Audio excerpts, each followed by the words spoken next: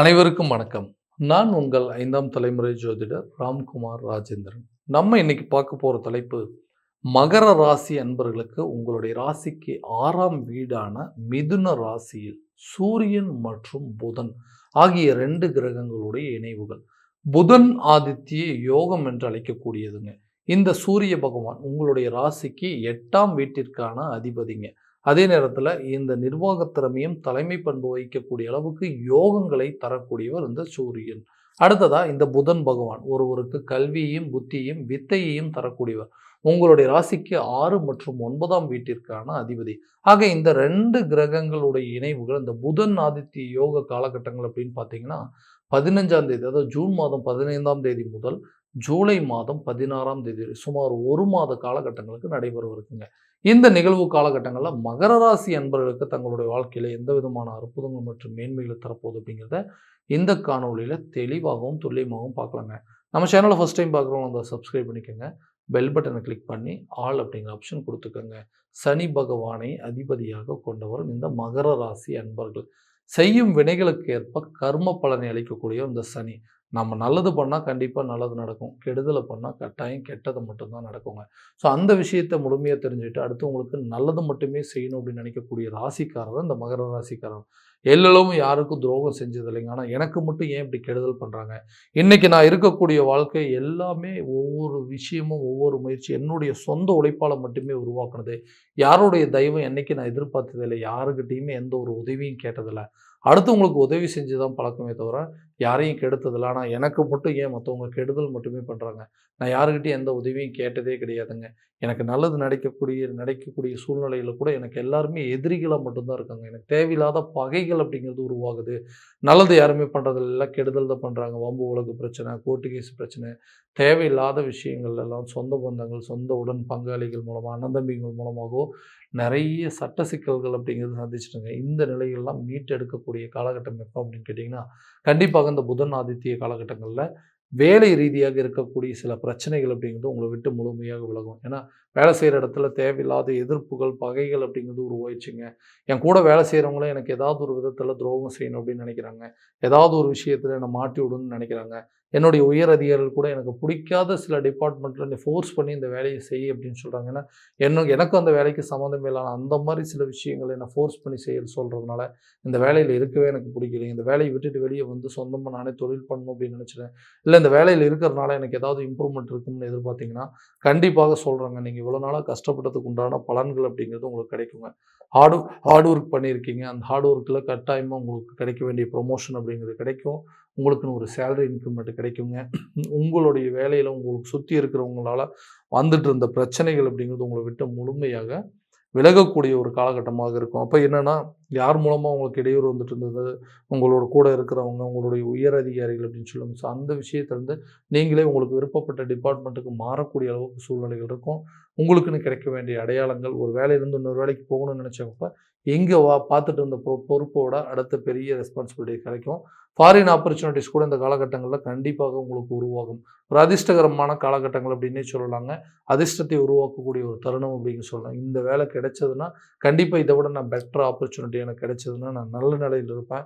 என்னுடைய நிதி தேவைகள் எல்லாத்தையும் பூர்த்தி பண்ணிக்குவேங்க. இப்போ கட்டிகிட்டு இருக்கிற இஎம்ஐ பிரச்சனைலாம் தீர்ந்துடும். கொஞ்சம் சேவிங்ஸ் எடுத்து வச்சா என்னுடைய வாழ்க்கை தரம் மாறும்னு எதிர்பார்த்தீங்கன்னா கண்டிப்பாக அது நடக்குங்க. தொழில் சம்மந்தப்பட்ட விஷயத்தில் எந்த தொழிலாக இருந்தாலும் சொந்தமாக தான் செய்யணுங்க. அடுத்தவங்களுக்கு என்றைக்குமே அடிமையாக இருக்கக்கூடாதுங்கிறது ஒரு பாலிசி வச்சுருப்பீங்க. அந்த பிஸ்னஸ் ஸ்டார்ட் பண்ணுறதுக்கான ஒரு யோகம். எத்தனை நாளைக்கு அடுத்தவங்ககிட்ட வந்து கை கட்டி வேலை பார்க்குறது, நமக்குன்னு ஒரு ஓன் பிஸ்னஸ் ஸ்டார்ட் பண்ணணும்னு நினைக்கிறது என்னால் முடியவே இல்லைங்க, ரொம்ப கஷ்டப்பட்டு இருக்கேன் அப்படின்னா நிச்சயமாக இந்த வரக்கூடிய காலகட்டங்களில் உங்களுக்குன்னு ஒரு சொந்தமாக பிஸ்னஸ் ஸ்டார்ட் பண்ணுவீங்க. உங்களுடைய பிஸ்னஸ்க்கு நீங்கள் தான் வந்துட்டு முழுசாக ஓனருங்க. அதே நேரத்தில் அந்த பிஸ்னஸ் நீங்கள் தான் கிங் அப்படிங்கிற ப்ரூஃப் பண்ணக்கூடிய ஒரு காலகட்டமாக இருக்க போது. பிஸ்னஸில் இது வரைக்கும் இருந்த லாஸை ரெக்கவர் பண்ணுவீங்க, ப்ராஃபிட்டை கொண்டு வருவீங்க. புதுசாக இது வரைக்கும் பார்ட்னர்ஸ் எல்லாத்தையுமே விலைக்கு விட்டுட்டு உங்களுக்கு நீங்கள் சொந்தமாக வந்துட்டு உருவாக்கக்கூடிய ஒரு தருணமாக இருக்கும் போது இதனால் லாபம் பன்மடங்காக உயருங்க. நீங்கள் போட்ட முதலீடுகள் உங்களுக்கு இரட்டிப்பாக வரக்கூடிய ஒரு தருணமாக இருக்க போது.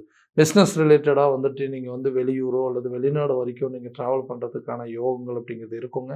நிறைய விஷயத்தை மாற்றம் பண்ணுவீங்க. உங்கள் பிஸ்னஸில் வந்து வந்து அடுத்த லெவலுக்கு மூவ் ஆன் பண்ணணும், இந்த இடத்துலேருந்து இன்னொரு இடத்துக்கு மாற்றணும், இல்லை அடிஷ்னலாக ஒரு பிரான்ச் ஓப்பன் பண்ணணும், நிறைய சேஞ்சஸ் பண்ணுறதுக்கான யோகங்கள் அப்படிங்கிறது இருக்கும். யாரெல்லாம் இடையூறுகளாக இருந்தாங்களோ அவங்க எல்லாத்தையும் விளக்குவீங்க.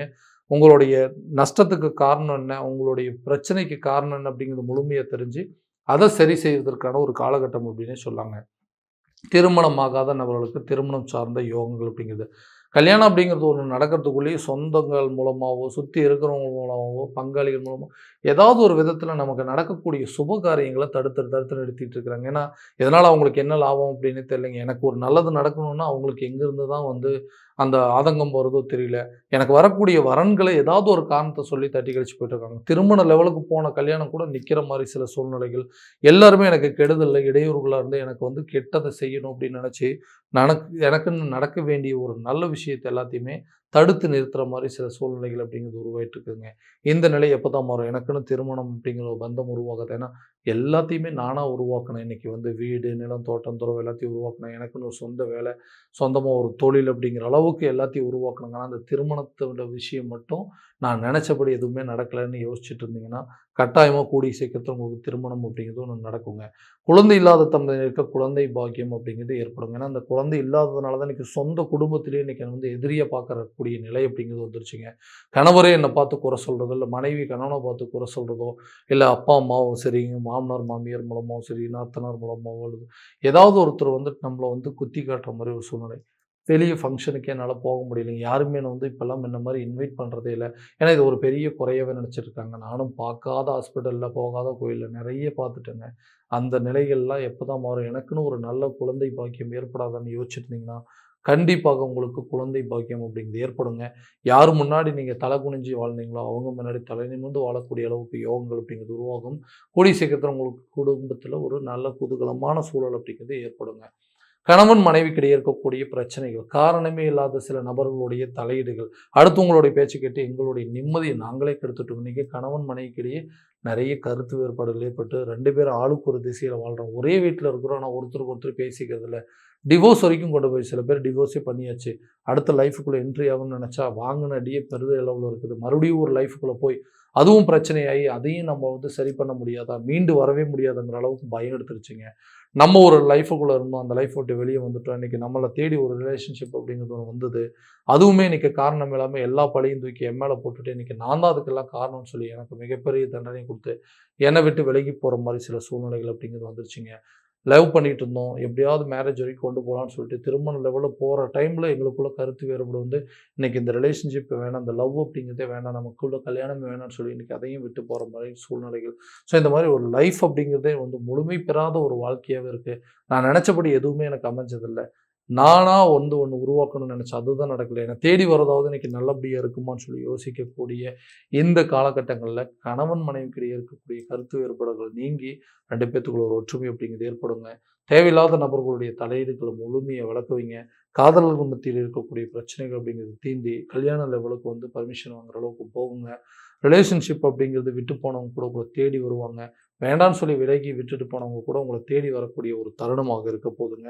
அடுத்ததா ஒரு லைஃப்குள்ள இருந்து வெளிய வந்துட்டு அடுத்த லைஃப்ப தேடி போறோம். அது நல்லபடியா இருக்குமாங்கிற குழப்பங்கள் இருக்கும். அந்த குழப்பங்கள் உங்களுக்கு முழுமையாக விலகி, அந்த லைஃப்ப நல்லபடியா கொண்டு போறதுக்கான சூழல் அப்படிங்கிறது இருக்குங்க. வீடு கட்டணும், சொந்தமா இடம் வாங்கணும் அப்படிங்கிற யோகங்கள் இந்த காலகட்டங்கள்ல ஈடேறுங்க.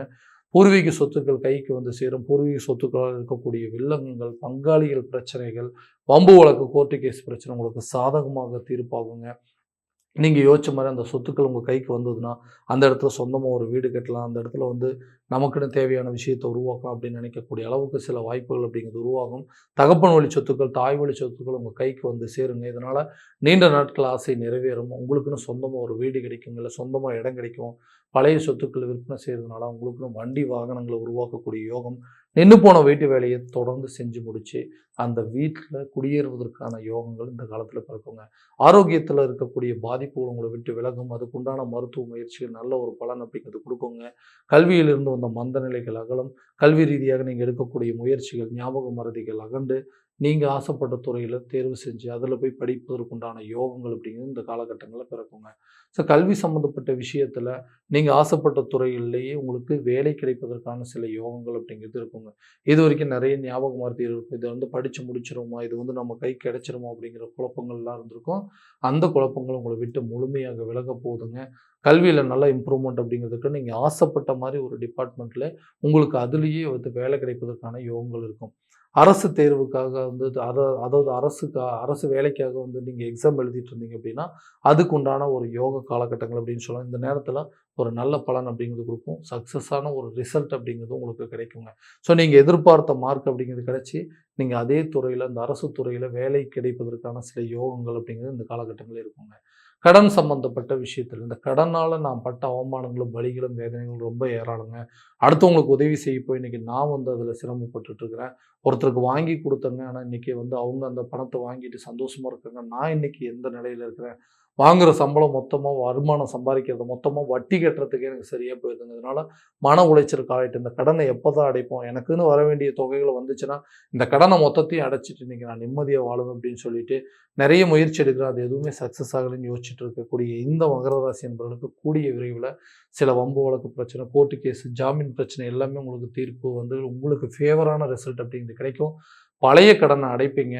கண்டிப்பாக கடன் இல்லாத ஒரு வாழ்க்கைக்கு உண்டான முயற்சிகள் ஒரு நல்ல பலன் அப்படிங்கிறது கொடுக்கும்.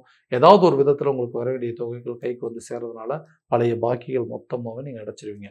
ஸோ இது வரைக்கும் நம்ம பார்த்ததெல்லாம் கோச்சார பலன்கள் மட்டும்தாங்க. இந்த பலன்கள் அனைத்தும் உங்களுக்கு நடக்கும்னா உங்களுடைய ஜாதகத்தில் இருக்கக்கூடிய திசா புத்திகள், கிரகங்களுடைய அடைவுகள் எல்லாத்தையுமே முழுமையாக தெரிஞ்சுக்கிட்டு அதற்குண்டானபடி சில முயற்சிகள் எடுத்தீங்க அப்படின்னா கண்டிப்பாக நல்ல விதமான வெற்றிகள் அப்படிங்கிறது உங்களுக்கு கிடைக்குங்க.